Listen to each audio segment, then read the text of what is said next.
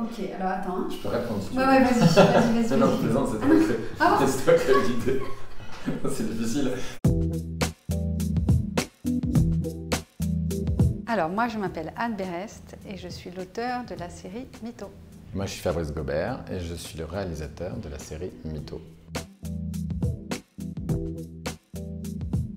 Alors c'est l'histoire d'Elvira, elle est un peu à la moitié de sa vie avec des enfants qui s'occupent plus tellement d'elle, qui sont adolescents ou qui sont un peu en crise, un mari qui ne la regarde plus, qui va voir ailleurs, un patron qui est insupportable et qui la harcèle. Elle est dans une situation où sa vie ne la fait plus rêver, où elle a l'impression de passer à côté, de la regarder et d'être un peu un personnage secondaire de sa vie. Elle ne va pas bien du tout et elle décide un peu sans l'avoir prémédité de faire un mensonge à son mari d'abord et de lui faire croire qu'elle a un cancer du sein. Et puis elle va sans s'en rendre compte se lancer toute sa famille dans un engrenage de plus en plus dramatique et romanesque dans lequel toute la famille va devoir se poser des questions, changer sa vision du rapport aux autres et cette famille va connaître une explosion et essayer de s'en sortir indemne.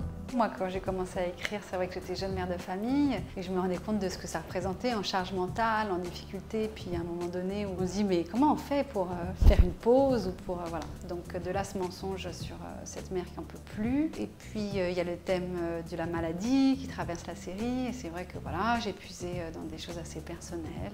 Dans mon entourage, il y avait quelqu'un qui avait été malade et je m'étais rendu compte que la maladie changeait beaucoup de choses dans l'organisation d'une famille. Quand tout d'un coup, voilà, on peut perdre quelqu'un, donc voilà, ça change. Donc ça m'intéressait ça. On vit dans une société où il est beaucoup question de vérité, il faut dire la vérité, il faut être transparent, notamment dans les médias, et ce qui est à la fois normal, mais en même temps, cette question-là l'interroge beaucoup. Et je crois qu'il y a un endroit qui est l'endroit de la famille, qui est le premier lieu du mensonge. Quand on est adolescent, on a besoin aussi de mentir à ses parents, c'est une façon de se construire. Et puis il y a le mensonge qu'on fait aux autres et il y a le mensonge qu'on fait à soi-même. C'est-à-dire qu'il y a des personnages dans la série qui se mentent beaucoup à eux-mêmes. C'est peut-être bien d'ailleurs de savoir parfois se mentir à soi-même et pas se voir exactement comme on est, de s'imaginer un peu mieux peut-être qu'on est. Mais ce que moi je trouve fantastique dans l'idée du mensonge et dans l'idée de mytho, c'était que c'est effectivement une bonne manière de parler de la famille, mais ça rend tout très très romanesque parce qu'à partir du moment où il y a un énorme mensonge qui est celui d'Elvira, on est lancé dans un engrenage où on sait que tous les personnages vont être confrontés à des situations hyper dramatiques, hyper étonnantes, hyper surprenantes et l'intérêt du spectateur va être sans arrêt renouvelé.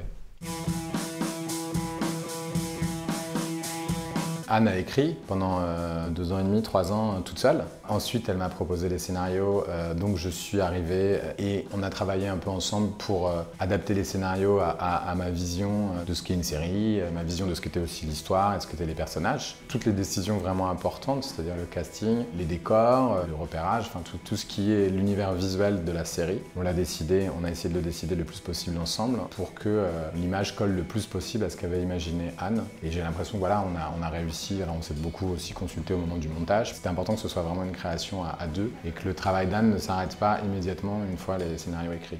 C'est vrai que pour un auteur, un tournage, c'est pas vraiment sa place. Le travail, il se fait en amont, il se fait après. Donc j'étais heureuse de voir le tournage, mais en même temps, voilà, j'étais comme une petite souris, pas vraiment à ma place. C'est vrai que de temps en temps, les réalisateurs craignent les scénaristes sur le plateau et c'est absurde parce que ce n'est qu'une aide en fait. C'est pas quelqu'un qui doit juger votre travail mais qui peut vous aider. De temps en temps, j'allais voir Anne en lui disant est-ce que tu as l'impression que c'est ça qu'on s'était raconté quand on parlait de cette scène? Et j'ai bien aimé cette collaboration-là. Il n'y a pas que le réalisateur d'ailleurs, le chef opérateur, la décoratrice, les comédiens. Tous, on essaye de raconter la même histoire. Donc le rôle d'un réalisateur, c'est peut-être de veiller à ce que tout le monde raconte la même histoire, mais la scénariste a évidemment son rôle et je pense que la place d'Anne, elle la trouvera encore plus facilement en saison 2.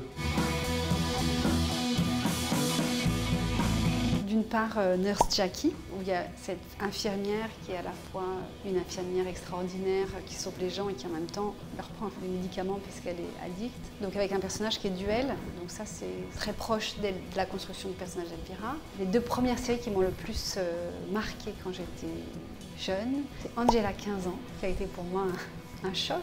Mon premier choc de série aussi, c'était évidemment Twin Peaks. Et puis sinon, ma série préférée de ces derniers temps, c'est Poupée Russe.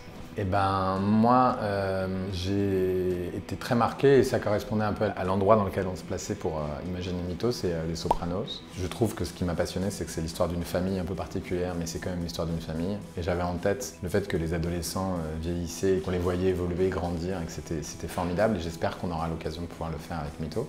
Six Feet Under est aussi une série qui m'a beaucoup impressionné et que j'ai beaucoup suivi, qui m'a beaucoup plu, qui est aussi une série sur la famille, mais qui n'a sans doute rien à voir. Mais en tout cas, c'est deux séries qui m'ont vraiment marqué et j'avais très envie de pouvoir écrire une série sur la famille. Alors, avec ces deux modèles écrasants, c'est un peu dur de se confronter à ça, mais bon, en tout cas, c'est des séries que j'ai vraiment aimées. Et actuellement, j'ai beaucoup aimé Poupée Russe, enfin Russian Dolls.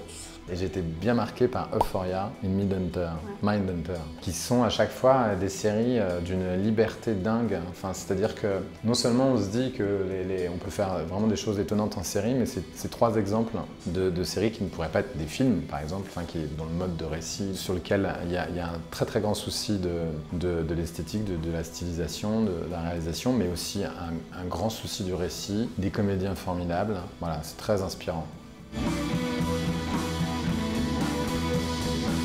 Elle est presque écrite. Et oui, on touche à la fin. Mais il faut dire que, et c'est assez exceptionnel, c'est-à-dire qu'Arte, avant la diffusion, même bien avant la livraison des premiers épisodes, nous a commandé à Anne une saison 2, ce qui est formidable parce que c'est rare et ça nous permet d'envisager de pouvoir réduire le temps qu'il y a entre deux saisons. Là, on peut espérer livrer une saison l'année prochaine, en fin d'année prochaine, ce qui fait que voilà, il puisse y avoir une vraie saisonnalité, qu'on parle vraiment de saison, parce qu'en général en France on parle de saison, mais il se passe parfois un peu plus qu'une saison entre deux épisodes. À partir du 10 octobre, diffusé sur Arte, et un peu avant et toujours un peu après, vous pouvez le regarder sur le site internet d'Arte, tous les épisodes, les 6 à la suite si vous avez envie. Plus j'étais malade et plus c'était comme si quelque chose était venu ressouder notre famille.